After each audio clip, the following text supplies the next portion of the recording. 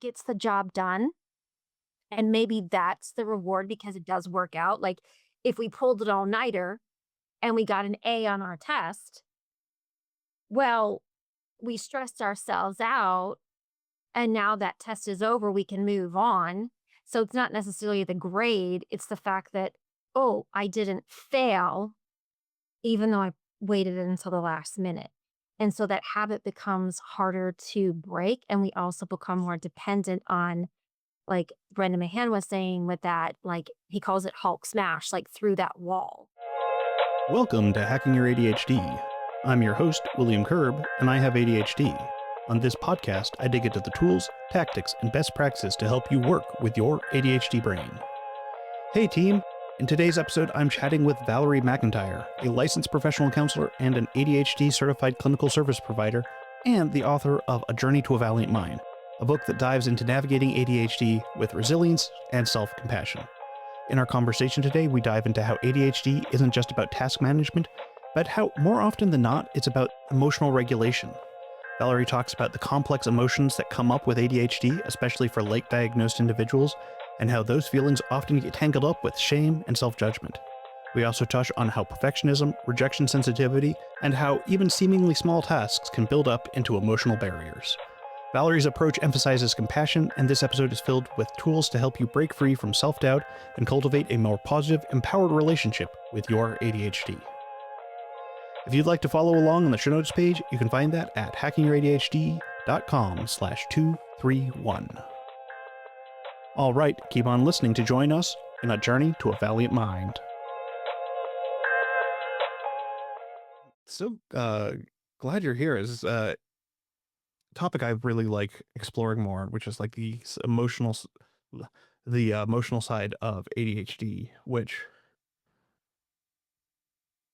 in many ways is kind of like overlooked. I mean, I know some of the reasons that it is with like, it's kind of hard to measure your emotions. Like that's not a very uh, concrete thing to like be like, oh yeah, this person's 10 angry and that person's 5 angry.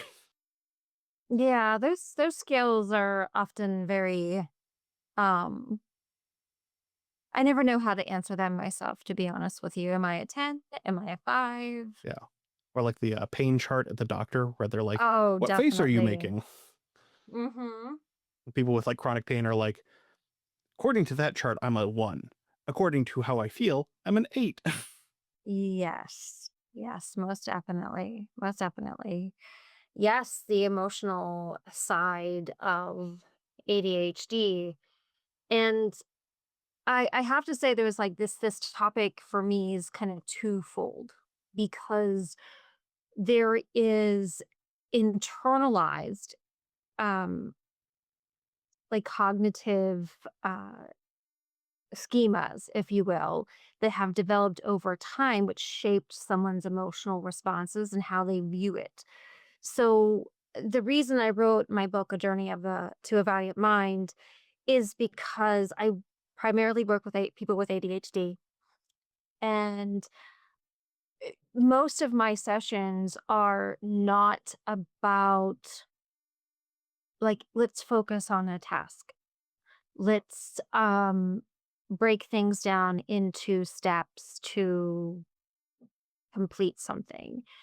Mainly because most of the people in there, and myself including, I do have ADHD as well, we're not aware of all the time where our symptoms present itself. I work with a lot of older people who got late diagnosed or didn't realize that a lot of their emotional struggles were secondary to underlying ADHD. They internalized, I just can't think straight. I never have my shit together. I'm lazy. If I'm just motivated, I just don't care enough. And that shapes how a person sees themselves and how they see the task that they approach. So, a person who could be struggling with perfectionism and um, memory and trying to uh, do really well at something could be the biggest avoider. and they avoid it because they know how much of a mental struggle that's going to be to a degree. It's like their fight, flight, or freeze kicks in. So it's like, I'm not going to even tackle that goal because it takes so much mental effort that I'm going to avoid it, and I'm going to self sabotage by saying, I just don't feel like it. I just don't want to. I don't like to be told what to do, that kind of thing. So there's a lot of defense mechanisms built around this because of that internalized message, which does shape how we see ourselves and how we interact with any emotion. Yeah. And this is just making me think like we're already riffing off the stuff that we were talking about before the podcast with this, like what makes something hard or easy. And Wow. oftentimes it's we're not thinking about a task being hard, like because it's like physically hard, but because like how we activate on it is hard. And that's often attached to how the emotions we have with it, like, Mhm. uh, and Definitely. The biggest I absolutely love Brendan McMahon's the idea of the wall of awful, and actually include that in the book because I loved the metaphor that there was this invisible wall that we hit when it comes, it can be something as simple as paying a parking ticket or going online and paying a bill, but we hit this wall, and for whatever reason we either freeze or we try to go around it by doing other things. Like, that's the best time if you want to organize a closet, is doing a task that you don't want to do. And or we get ourselves so angry, maybe we're getting, late fee messages or something, and then we push our way through it. Um, which isn't healthy at all. That's the fight mode. I love that example, and I think I have felt that way with a lot of things. And I think the wall also represents like the failures that we had in the past, but for me as well, it's not just about going online and paying that bill. It is, well, first I have to remember the website. Then I had to remember what my password is, my username. Oh, maybe that email or phone number that I used to register for that stuff is no longer the one that I still use and no longer have access to. What's my account number? Where the heck did I put that statement at? How much do I have to pay again? It's so many little steps because everything is so disconnected that it makes something so tiny into this huge thing. And I know I would feel embarrassed to talk about that openly. And I think a lot of people with ADHD feel that as well. So we just say, oh, yeah, I forgot, or yeah, I'll do that later, or I will, because there's a lot of shame in there. Why are these simple things so difficult?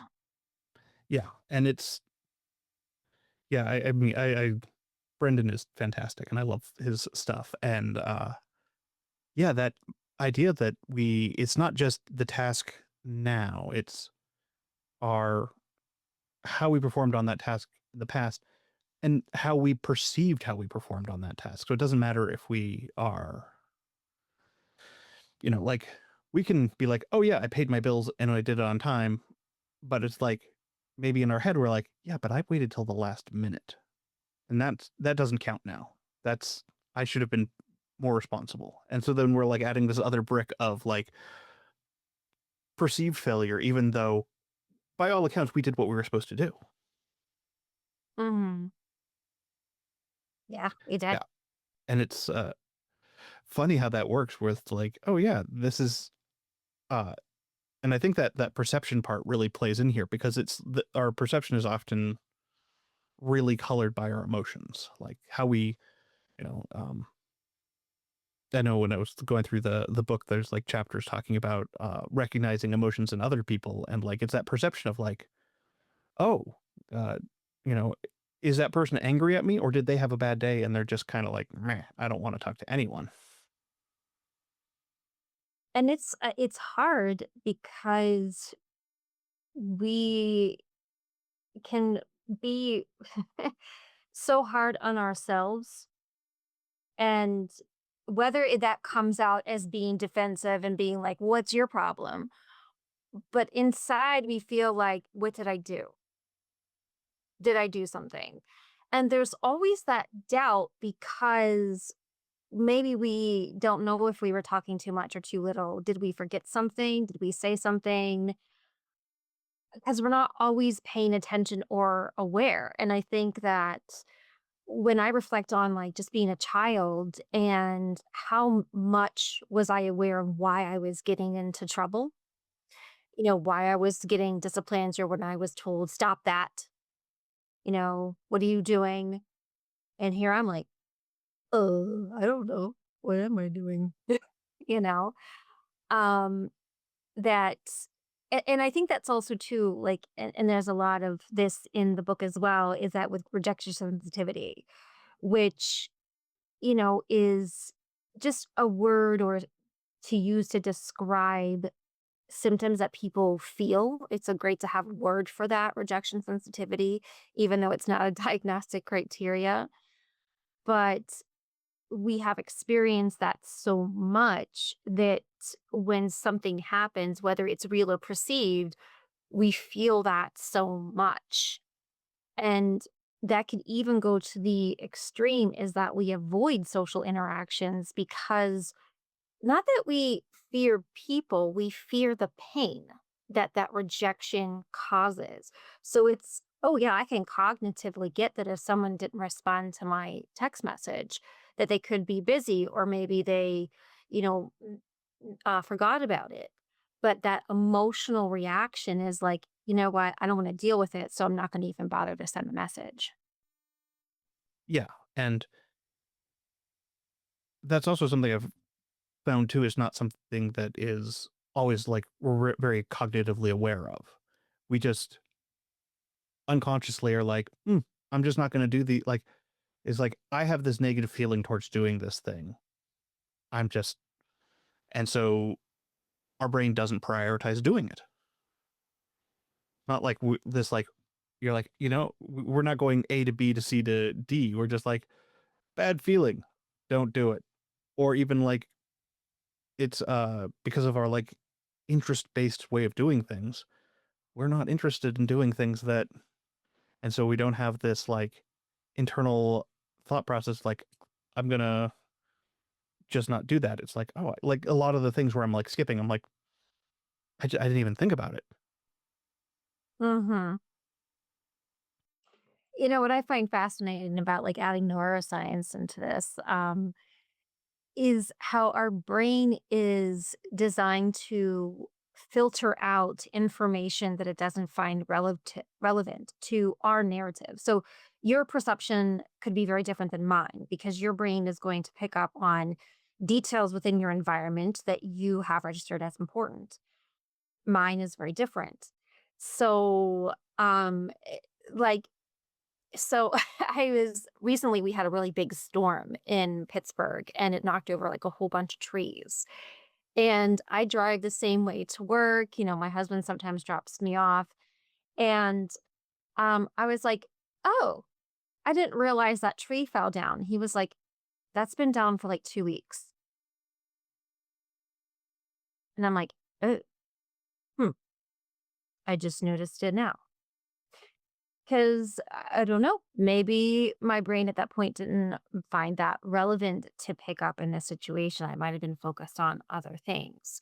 So, like, I think that we can be very so differently. And I also think with ADHDers that we're either hypo or hyper aware of our surroundings. So either we disconnect or disassociate from where we are and go off in our own world, which we're not around here. It's like we go on this autopilot physically, but like inside, we're like, probably climbing Mount Everest. And there's other times where we just can't shut it off and everything comes in all at once.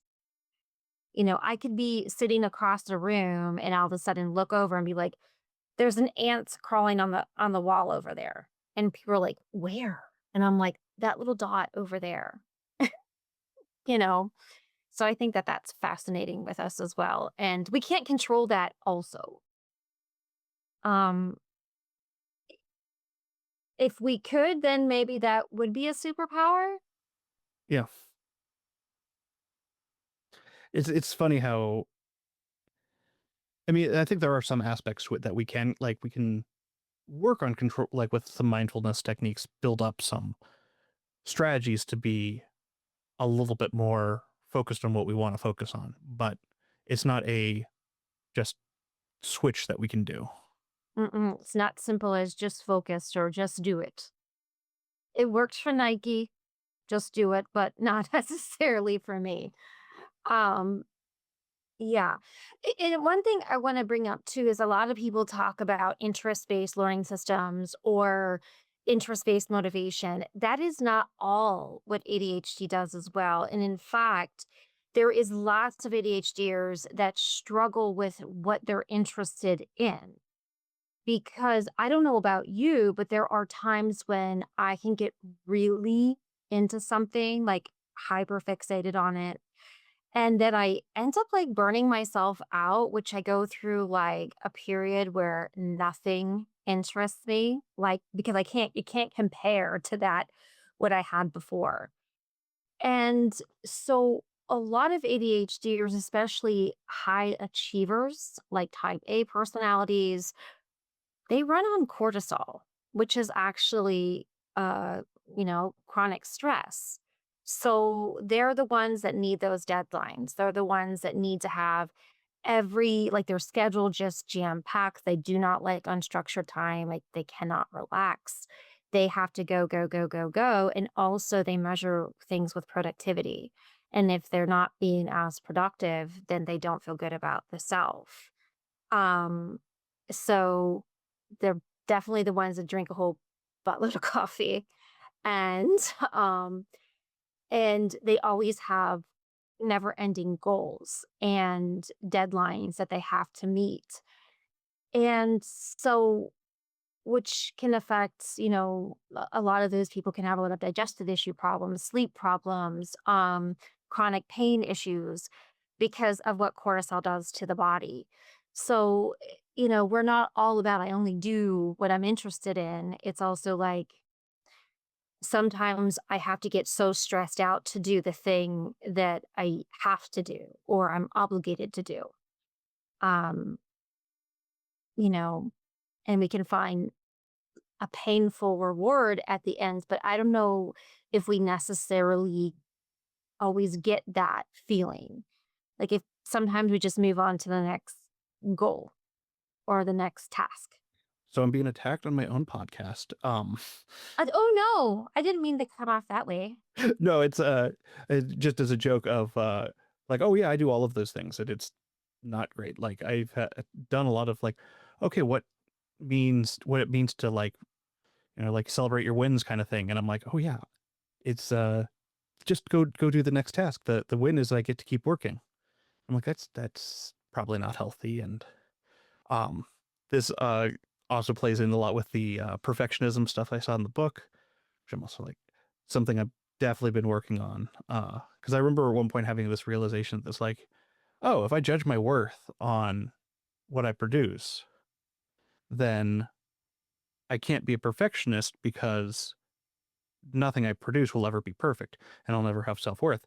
And I'm like, then like a couple of years later, I was like, the lesson I should have taken away from that is don't judge your self worth on what you produce.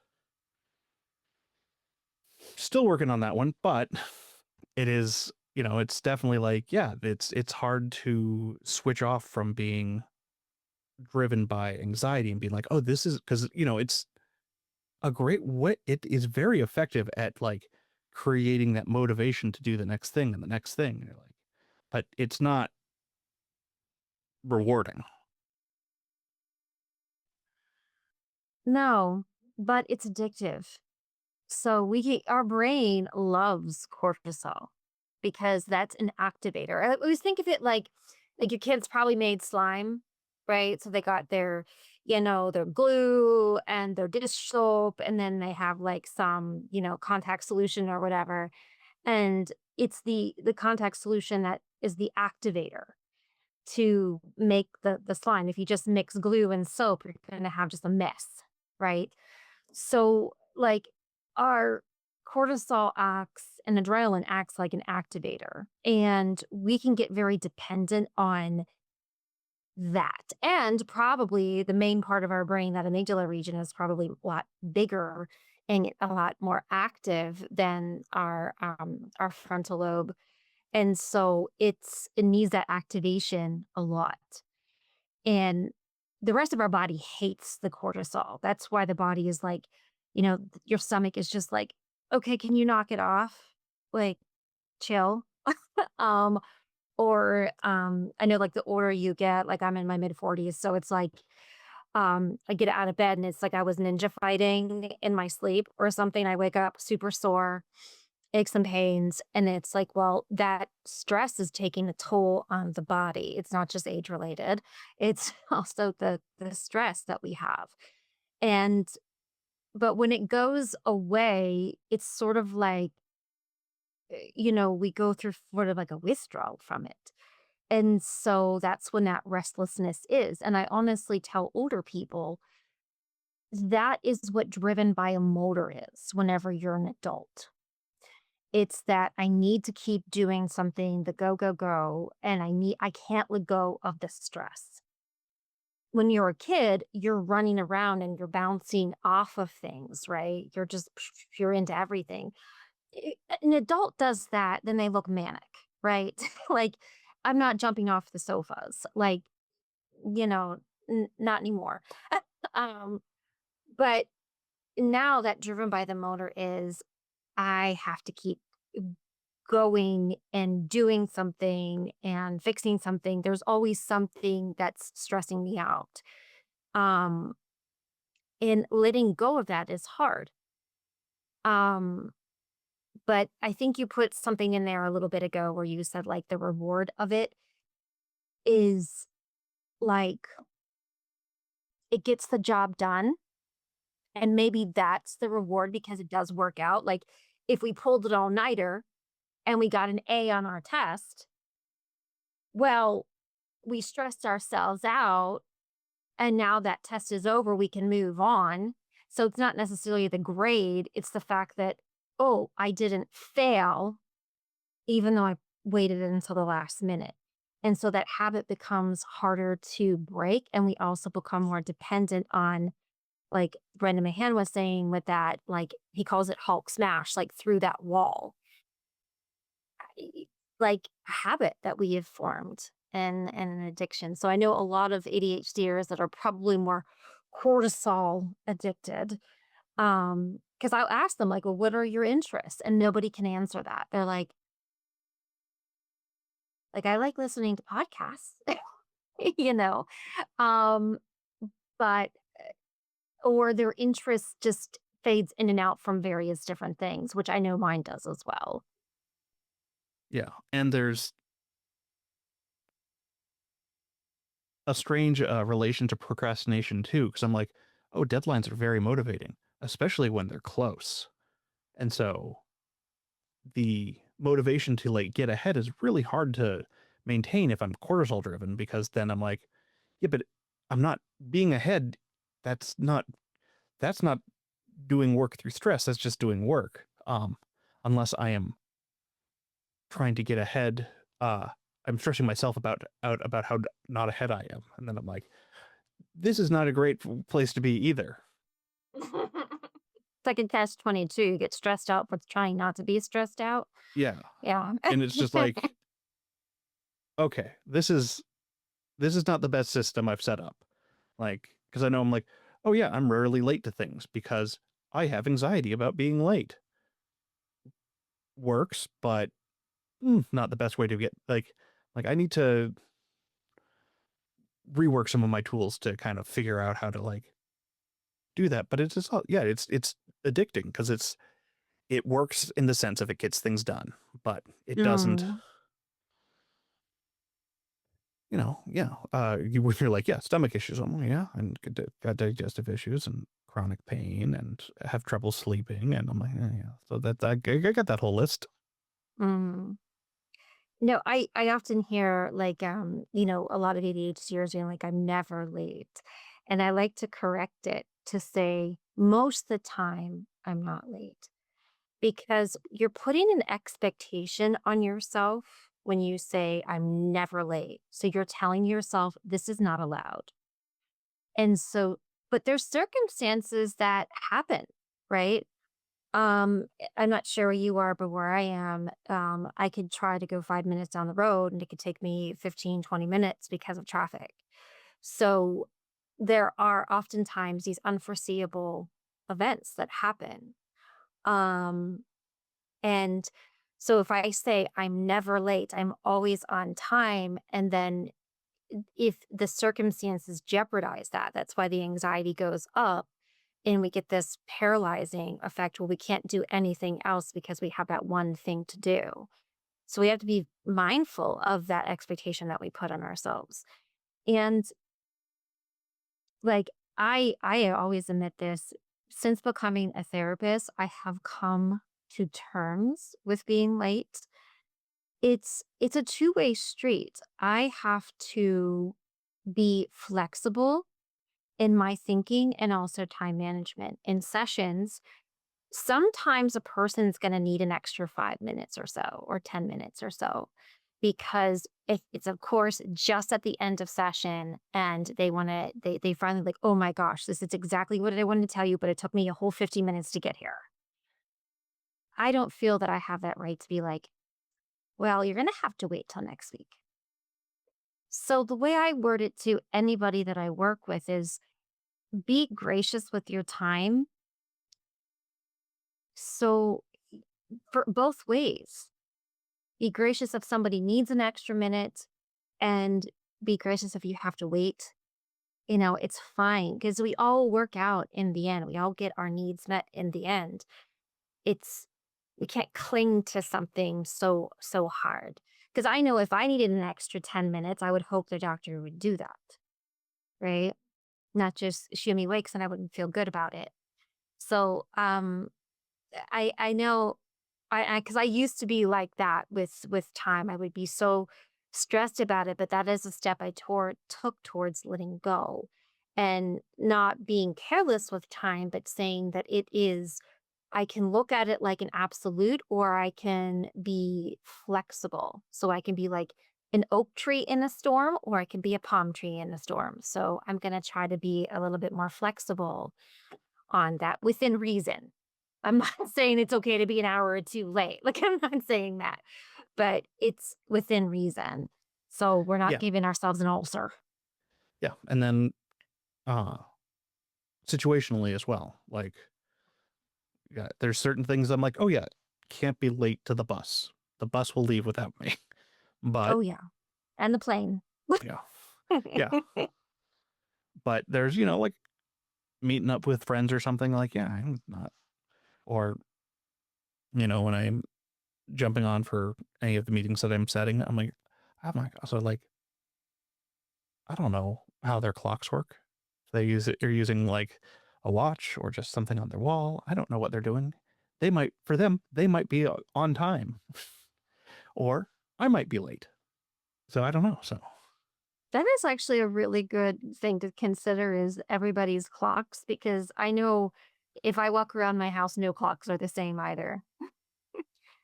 yeah, So I do as much rely as on I my try. phone. Mhm. I know. I know. I rely on my phone heavily. Like it's like the absolute truth is like, okay, this says 1:37. That has to be exactly right. Everybody has to have that for me. Um, but yeah, around the house, the digital clocks are all somewhat different. Yeah. So one of the things that I saw here that wanted to hear a little bit more about is this concept of identity confusion.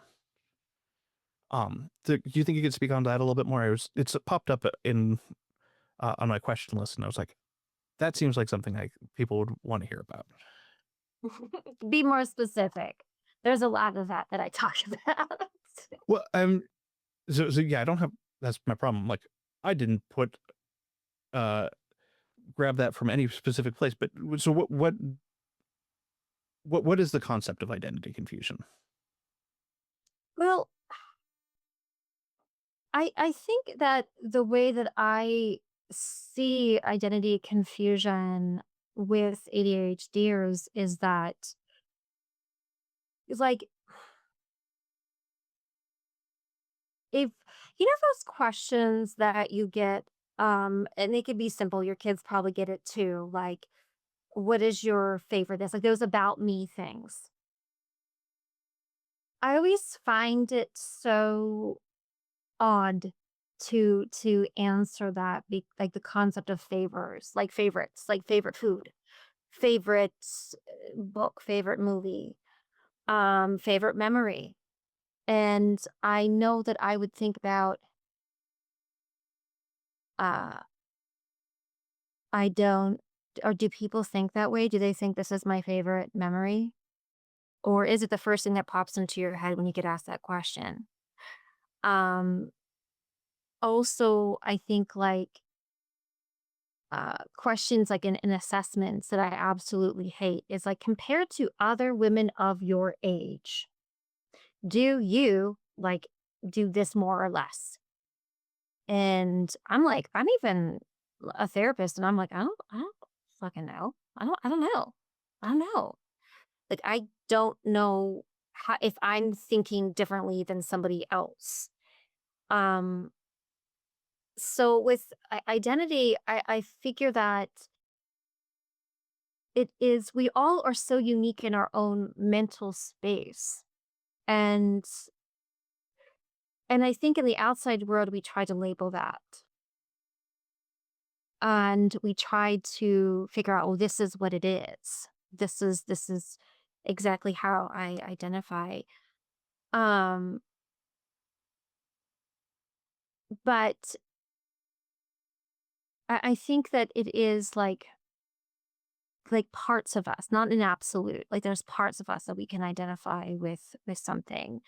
I can only feel like me. That's and I don't know what it's like to feel any other way other than me.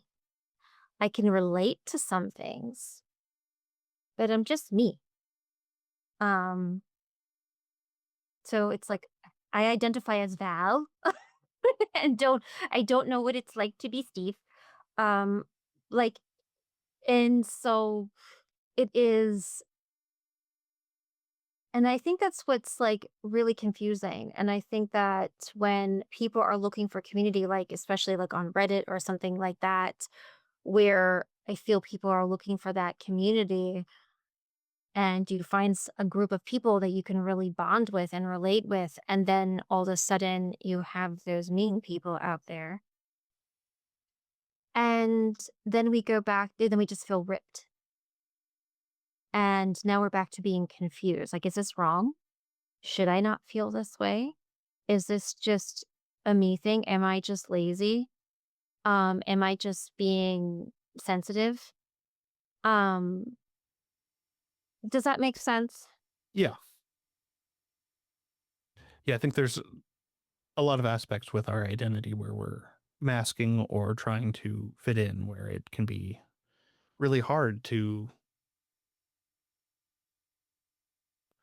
Yeah, we only have our perception of who we are, but then that can be kind of something where we're not as aware as we want to be or think we should be. Oh gosh, no.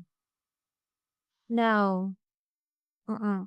And how can we be? Like, I'm very open about this that I have ADHD. I did not get diagnosed until I was in my mid 30s, and that was during the time that um my oldest, he's now 17, but whenever he was younger, he got diagnosed. And I worked in a pediatric neuropsych office at this point.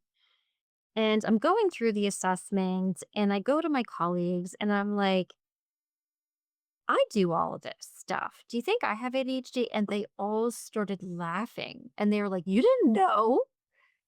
And I looked at them, I'm like, no, because in my head, I did pay attention.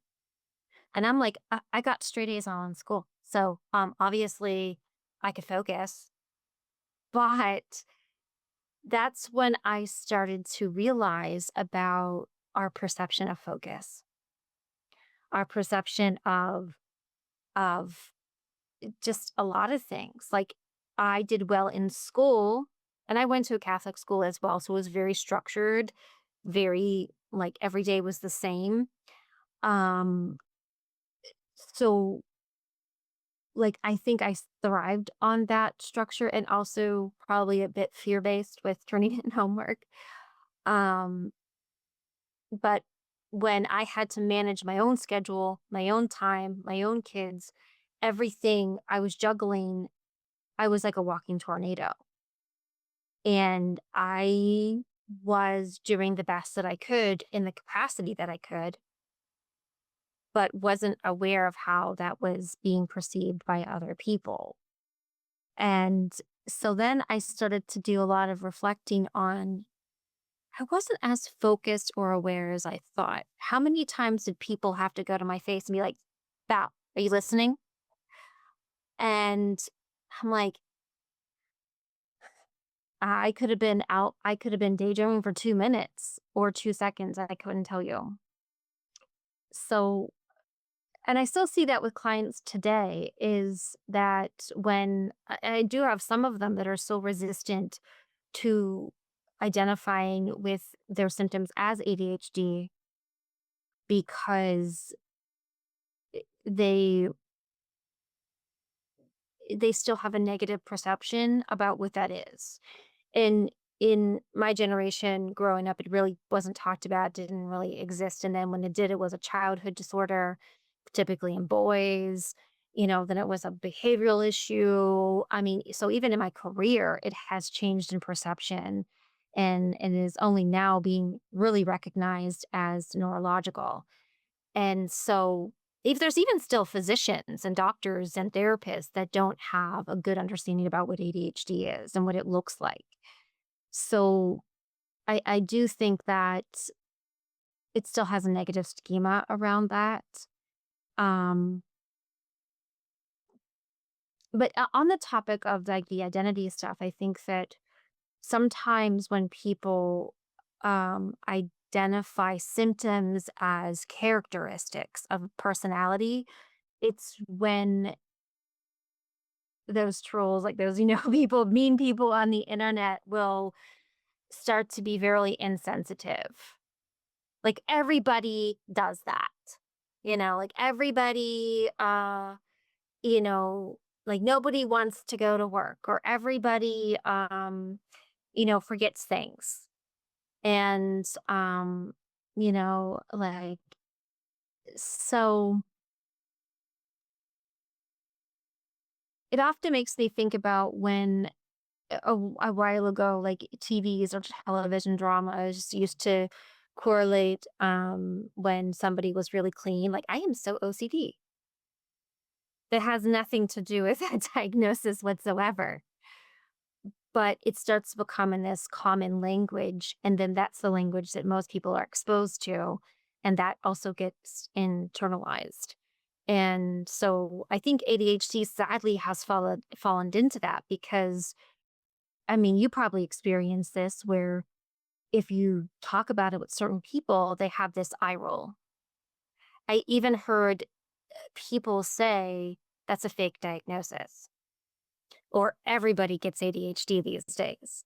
And it's a very frustrating thing that happens. And I think that for individuals who do significantly struggle with this, it is disheartening because once again, we feel like we're failing at life. We feel like there's something wrong with us. And that's what's, I think, very difficult. Yeah, because I mean, when I see it, it's like, yeah, everyone does those things, but that doesn't make everyone a little ADHD. With ADHD people, we chronically do these things. It's something that impacts our daily, like the everyone forgets their keys or misplaces them. That happens.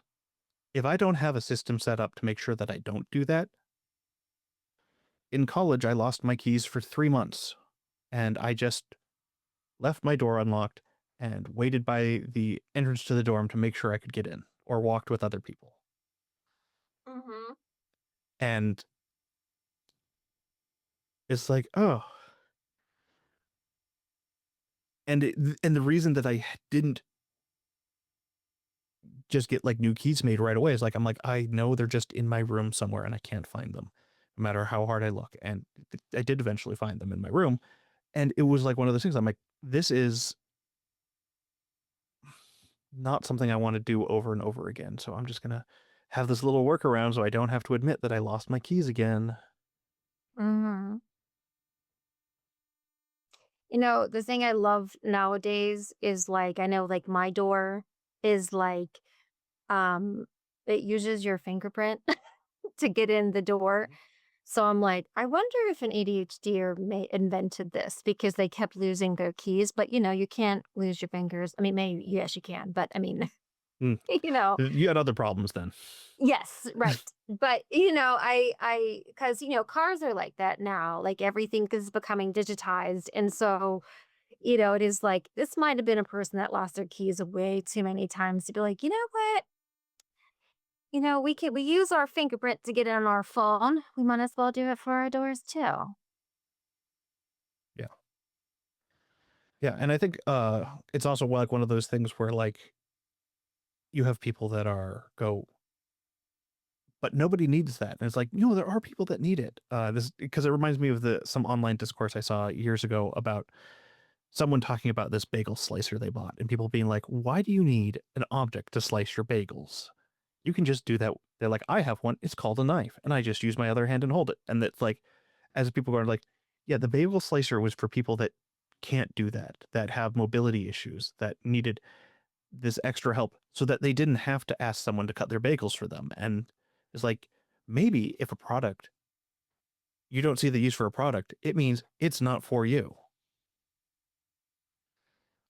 And that's kind of with like a lot of the ADHD stuff is like, yeah, it seems like we don't need the help because the person that's judging us doesn't need it. But it's like, no, I need these things.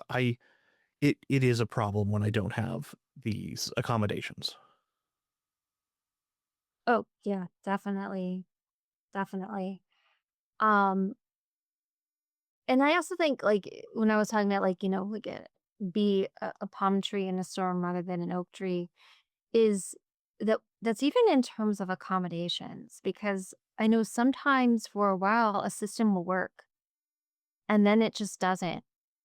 And it's like we have to go back to that drawing board of when it stops being effective.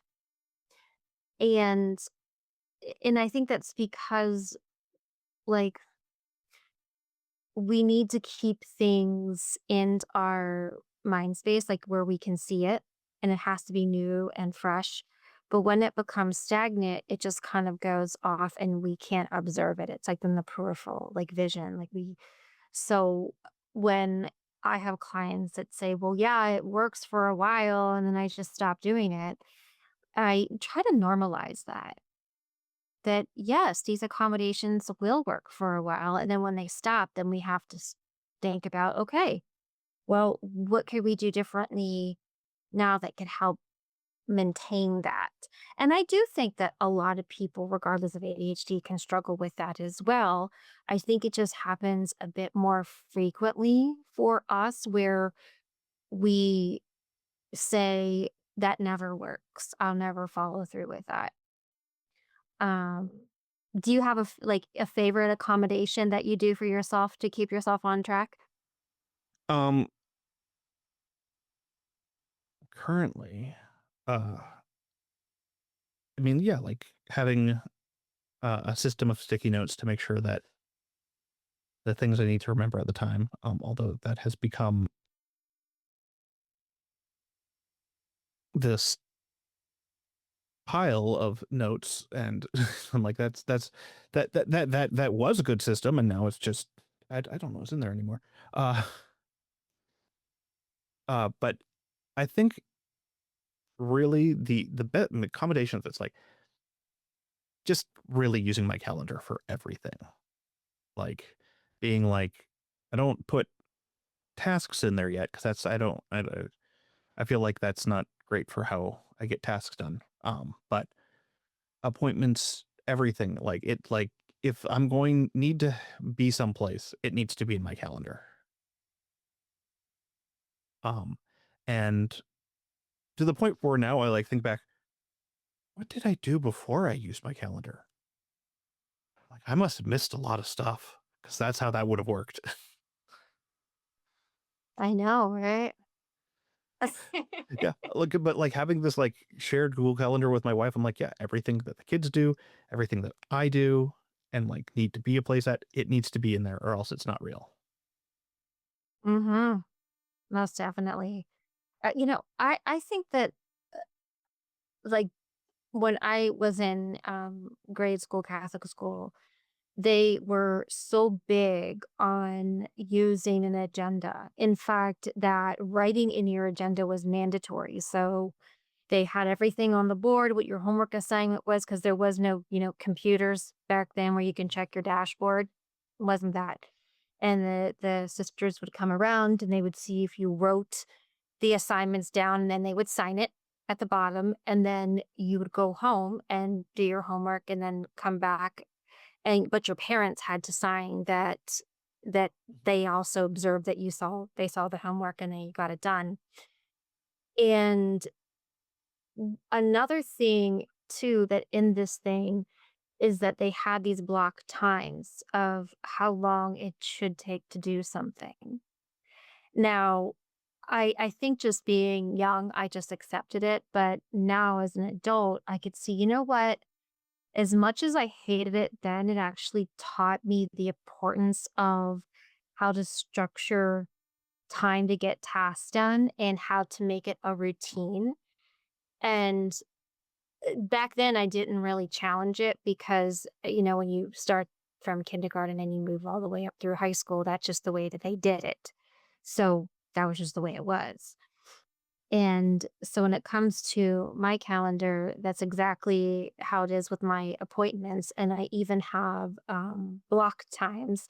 In my calendar, it's always the color red, where these are certain tasks that I need to get done during that time. So it's like, oh, this is a great time that I could, work on the website, or this is a good time where I can file those tax documents, or this is a good time where I can do responding to all the emails that I get. And I have to tell myself what to do in that time. If not, then I can be kind of lost. Oh, and speaking of time, uh, do you have anything that any hard stops I should know about, or would you mind going for a little bit longer? I'm Okay, great. Because I also wanted to ask about executive functions. good. Because I've done so much work on like understanding executive functions, and I still feel like there's a lot more I could understand about executive functions. Oh, yeah. Like I've done presentations on executive functions, and then I'm like, yeah, I talked about them for like 20 minutes here. And episodes about executive function. I'm like, I have a good understanding of executive function. And then I also go, but do I? Like, I feel like there's still a little piece there that I'm like, I need to work on getting my head around. I'm wondering if what you mean is that you have the knowledge of executive functions and the definitions, the understanding, but it's the application and the generalization of those things in your life. Um, in the one of my with Russ Barkley, one of my favorite quotes from him is that ADHD is not a knowing problem; it's a doing problem. We don't always do what we know. And it's that application of it. So you could have a good understanding about, I don't know, how to drive a car, but if you've never done it, and that's a bit different than like reading a driver's manual, you know? Um, and I think that's also where the metacognition comes in with that self-awareness. Um, because I don't know about you when I'm working on a piece of executive function with myself, it always feels that there's another side of it that seems to go down because my focus is on one area. Like if I'm working on just even planning and organizing, um, because that could be a challenge with like, and I actually did really well this year. I actually planned in advance of vacation rather than at the last minute. So I'm giving myself praise here. Um, that if I'm doing that, then another thing falls short because the attention is just split. Yeah. I mean, I think part of that's definitely fitting in there. And I think, yeah, this is important to remember that this is not an infinite resources I'm talking about or with attention. It's not like I can just be like, well, I'm going to split my attention into two ways and they're both going to be at 100%. Uh, in fact, they will probably not, if I split my attention, I don't get 50-50 either. I get like 20-20, uh, maybe at best. Mhm. But I think all right, how about we start with, can you tell me what executive functions are? So executive functions are it is how we break things down into our brain with specific tasks. So we could have like planning, organizing, time management, self-monitoring, shifting between tasks. A lot of people forget about shifting. And that's when, like, say you have like your kids and they're playing a video game and you're like, okay, we have to stop that, go to dinner. And they just keep playing. Well, with us having ADHD, there was a delay in that shift focus, Mhm. especially whenever we're locked into something. So if you can think about it, if you're really, really into something and then somebody talks to you and pulls your attention away, that there's like a resistance there. We don't want to do that. Like, don't break my concentration. We can get kind of snappy and irritable. So that's shifting our attention back and forth, that there's a delayed response there. Um, there's inhibition. So that's like, you know, not acting on our Mhm. impulses. Not being incredibly snappy when someone interrupts our when we're focusing. Yeah. Initiation, prioritization, working memory, emotional control. That is another huge one. And I would like to just point out that this is all controlled within the front part of the brain, the frontal lobe. And if we look at how the brain develops since we were like a newborn baby, it goes from back to front. Because you think about it whenever you're a baby, you're cooing, you're whirling around, your eyes start to focus and you start your motor coordination, your language development. This is the last part to develop, is our frontal lobe. This is where our decision-making powerhouse is. This is where the brakes are formed. So we're not just acting on in our impulses, our wants, our drives. It's also where our recall, like how we can recall certain memories that can apply to the here and now. So what I see, and in my belief that ADHD is executive dysfunction, that we have issues with that. Um, and And it's neurological. So, yes, we can learn things to help manage our symptoms. It doesn't cure the symptoms because there is a neurological and genetic component into why the brain has not developed in this particular way. Now, the other areas of the brain have compensated, you know, um, because everything finds balance. Um, Neurologically speaking.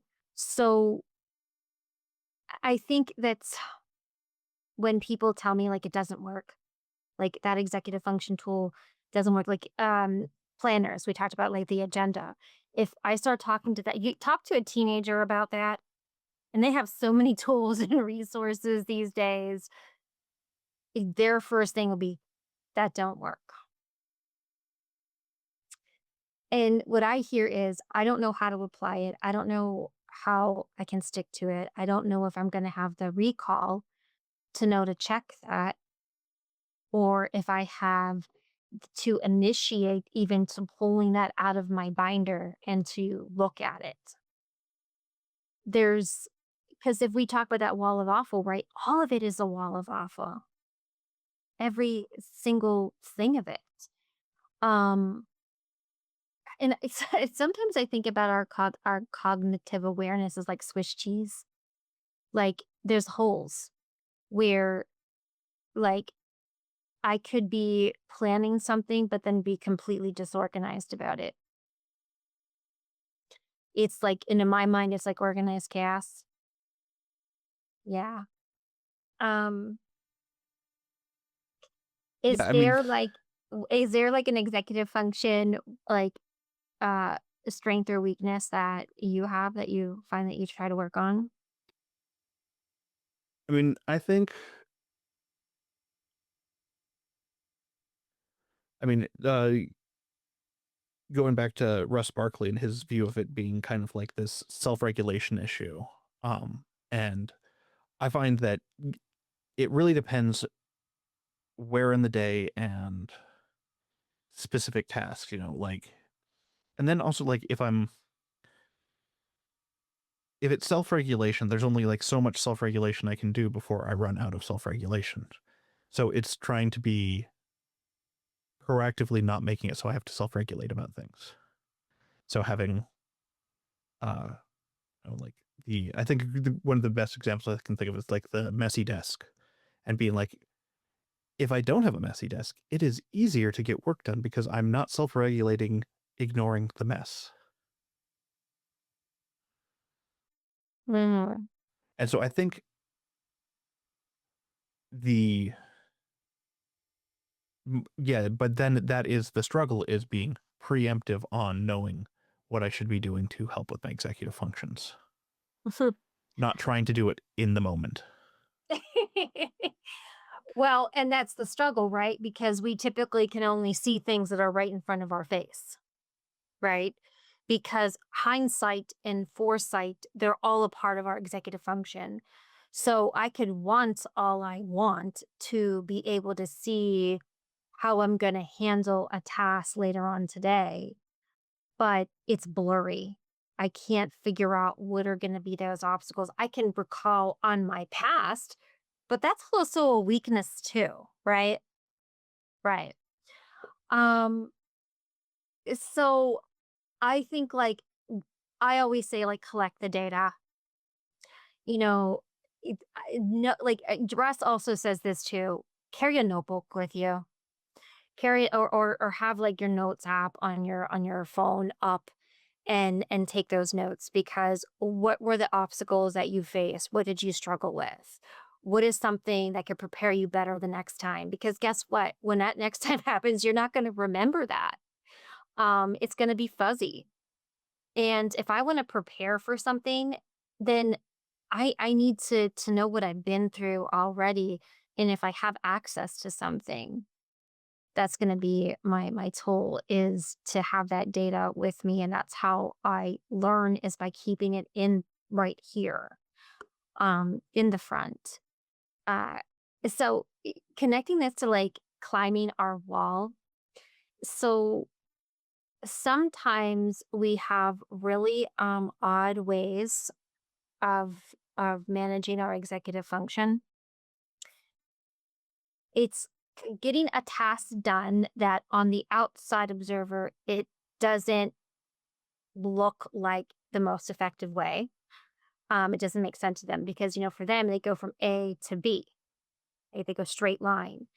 For us, we could go A, maybe down to E, F, D, and now we're at B, right? It's like twists and turns. An example of that is there's a woman that I work with. She's PhD, has a really great job, and she had these reports that she needed to get done for work, and there was a deadline by the next day. And she said, "Val, I spent 2 hours organizing my closet." And before I could do my work, it's like I couldn't just get down and busy. I had to do something. I had to do that. And I said, "Well, were you able to focus after you did it?" And she said, "Well, yeah, but I wasted that 2 hours." And I said, "Or were you climbing your wall?" And she stopped and she was like, "Let me think about that." And I was like, and she's like, "Actually, while I was organizing that closet, I was thinking about what I wanted to do with those reports, what I was worried about, what I wasn't worried about." And I'm like, "So you were climbing your wall." And it was frustrating because it took 2 hours to do. And, but on the positive side, you got your work done and now you have a nice clean closet. And so sometimes it's not always going to make sense, but we have to also think about like when we are anxious too, and then we have our dysregulation that we start to get fizzy and restless. That's going to make it really hard to concentrate. Um, and I don't know about you, but I know to regulate myself, I can get fidgety and I could start pacing around. And that's another way we might be climbing our wall when we're trying to face even just a simple task of sitting still for a while. And so, not all of our executive function goals or methods are going to be this textbook picture perfect, is I guess what I'm trying to get at. So, if you need to have a clean desk before you start a task, that's maybe a part of your process. Is I have to put this in order, and now I feel like I have my zen, and now I start the task. It could be just like an association that you have built. Um, the way it's a problem if it's like where you can't move past it and it interferes with you getting your work done. And then I don't know, you don't get your work done because you're still focused on, you know, I don't know, maybe it's like assembling a new desk or something like that rather than, when it gets a little bit too carried away. Because some people ask me, then how do I know if it's avoidance? And and really, at first you won't, but I think you you figure it out because then you don't get the job done, and that just keeps perpetuating. But if we're climbing our wall, we're gearing up to do the thing that we want to do. And sometimes it's weird, and sometimes it takes time, and sometimes it doesn't make sense. But we're still doing the thing. And I think honestly, that's why a lot of little kids get in trouble because as parents, we don't see that that's what they're doing. Yeah. And we're like, just do the thing. And they're like, no, I have to do all this other stuff first. And you're like, no, really just do the thing. Mhm. All right. Well, we are coming up on time here. So I was wondering if you had any final thoughts you wanted to leave the audience with. Um, would be okay to talk a little bit about, like, a little bit more about the structure of the book? Yeah, that's great.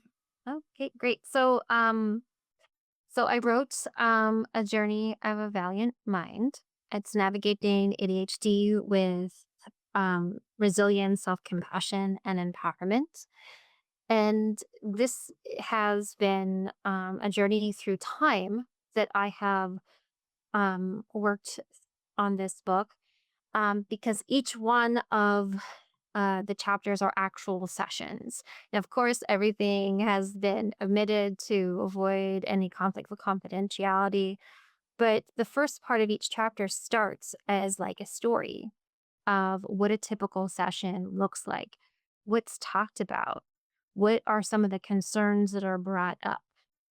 And then I go into a step by step approach on how we apply skills into what that person is dealing with. Like, what tools could they use? Because the one important thing I want to say is that we struggle with generalizing tools. So, like one person might be dealing with perfectionism in a certain way, another person might be dealing with it in a completely different way. And our minds might have trouble connecting that. So I think telling versions of a story and how I might express my symptoms, how you might express your symptoms with ADHD is really important so more people can relate to those stories in some ways. And at the end of each chapter, I give my reflection on, just as a therapist with ADHD as well, what I can relate to, what I thought was really important with the session, and then also the discussion questions at the end. So you can actually take the time and think about how you relate to some of the things that I talked about within each chapter. I tried to make it as interactive as possible because I don't know about you. I can buy a lot of books, a lot of manuals, and then they sit on the shelf and then collect dust. So I know I need engagement and I need something that's interactive and I also need something that's personal. So I'd really tried to uncover all of that. And at the back of the book, I also have worksheets from our continued learning, and they're also downloadable too. Awesome. Well, um, and if people want to find out more about you, the book, or any of that stuff, where should they go? So they can go to, well, you can find my book on Amazon. And if they want to learn more about me, they can go to my website at valiantmindcounseling.com. Awesome. Well, I think people are going to get a lot of this conversation. It was a lot of fun for me, and there was things for me to think about. So uh, the running on quarters all circled on my page, and I'm like, oh, that's probably something to work on more. So We all need to work on something. yeah, I need to work on it too. Um, I'm a busybody.